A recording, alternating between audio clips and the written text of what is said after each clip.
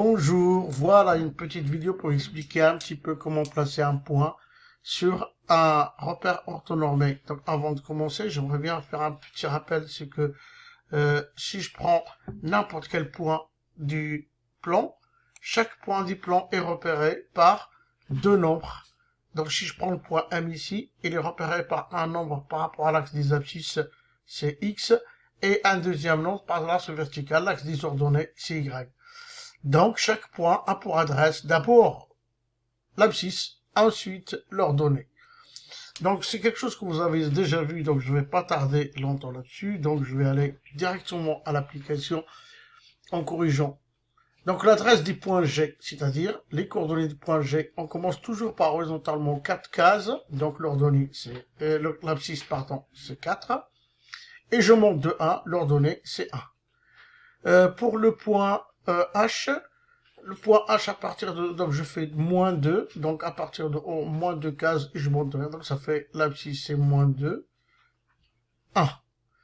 Le point K, à partir de haut, j'ai fait moins 4 cases, je descends de moins 2, donc l'abscisse c'est moins 4, l'ordonnée c'est moins 2.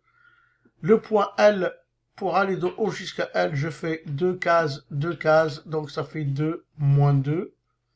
Attention, on commence toujours par l'abscisse pour ne pas se tromper. Le point M est situé sur l'axe des abscisses, donc il a pour ordonnée égale 0, et donc par rapport à O, il est situé à 2 cases, donc c'est l'abscisse c'est 2. Le point N de coordonnées, donc il est situé sur l'axe des ordonnées, donc il a pour abscisse automatiquement 0. Tous les points de l'axe des ordonnées ont pour abscisse 0, et donc situé à moins 1. Donc, l'ordonnée, c'est moins 1. Dans la deuxième partie, on nous demande de placer les points G de coordonnées 3, 1, donc c'est-à-dire adresse 3 par rapport à l'axe des abscisses 3, et 1, donc le point G, il habite à cette position-là. Le point H, donc moins 2, 1, moins 2, et je monte de 1, donc le point H est situé ici. Le point K est repéré par moins 4, moins 2, donc moins 4 à partir de O, et je descends de moins 2, donc j'obtiens la position du point K.